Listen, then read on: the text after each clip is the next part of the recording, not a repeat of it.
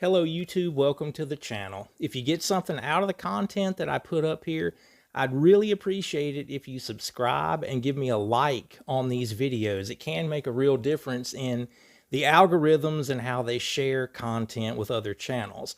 Also, if you're interested in some one-on-one Skype sessions, you'll find a good email on me in the description of every video I put up.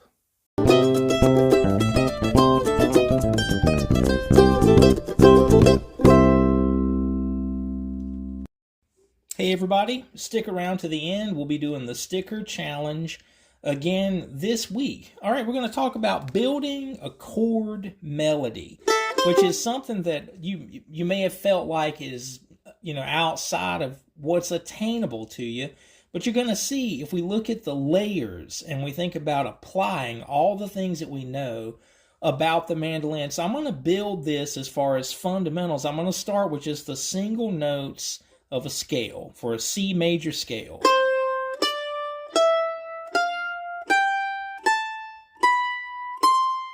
There we have a C major scale.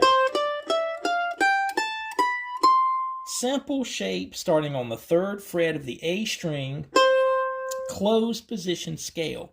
Now we've talked about on the channels many times about double stops and the way that we could take that major scale and then turn it into a double stop scale.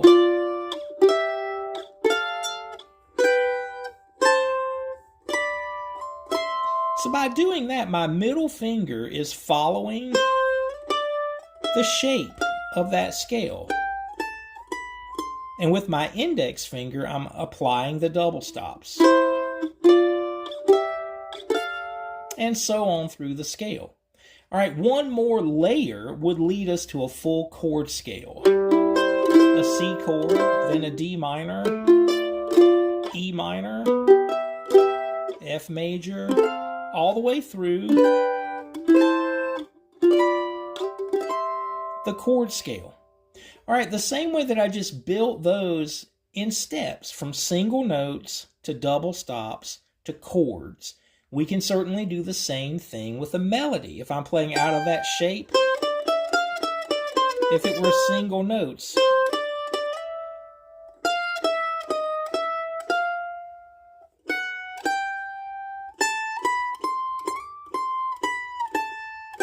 Okay, I'm sure you recognize that melody.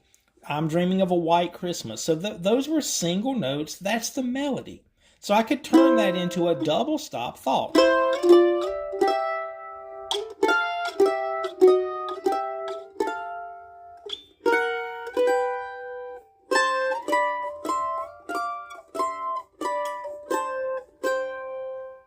You can see that there's chromaticism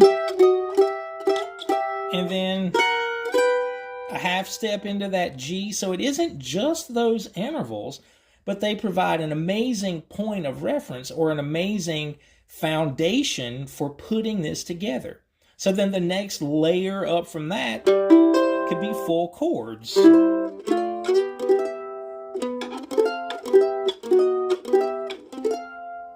A 7 here. Now the other note in the bottom.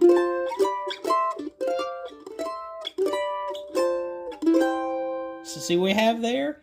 This is going to feel like it's an E minor chord because it's the 3rd shape of that chord scale. Actually, in this situation that we're in here, that's a C major 7. We have the major 7 note in the bottom of the chord. There's the B note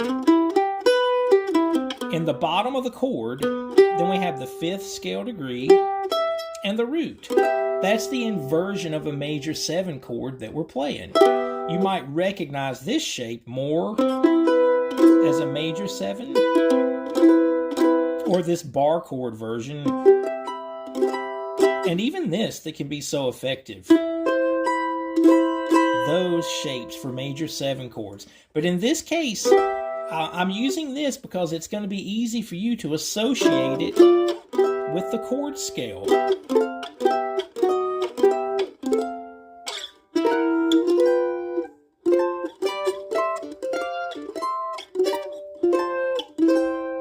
Okay, next line.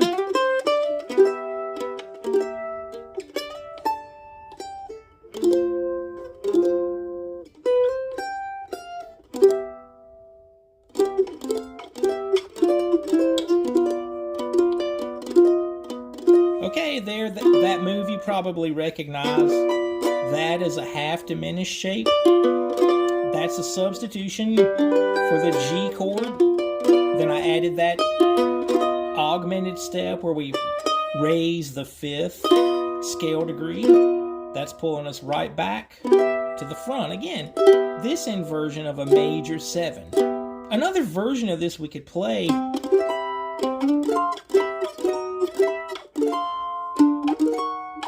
I could use that inversion of the chords, starting on a major 7 here, then a D minor 7 shape there. So many different options, all stemming from this chord melody being built in layers, from a scale to double stop, then to a chord. So let's finish.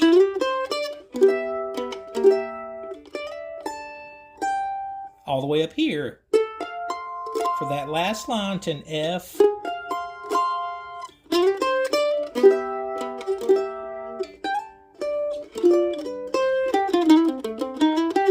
let me see if I can get through the whole thing here.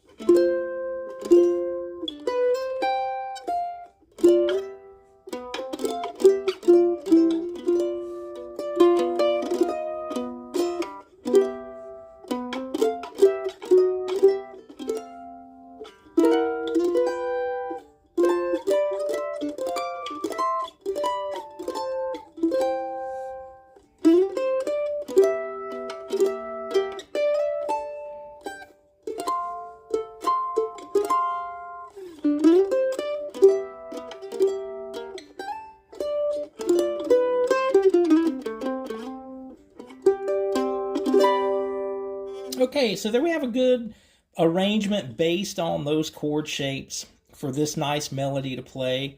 This time of year, it's, I don't necessarily recommend trying to copy this, but like use the same approach of finding your melody notes, then maybe a double stop version, and then a chord version of a tune that you really like. And this can be your, groundwork or the process that you take it to come up with your own arrangement. Okay, so for the sticker challenge, we're going to stick to the Christmas theme. You guys will probably recognize this.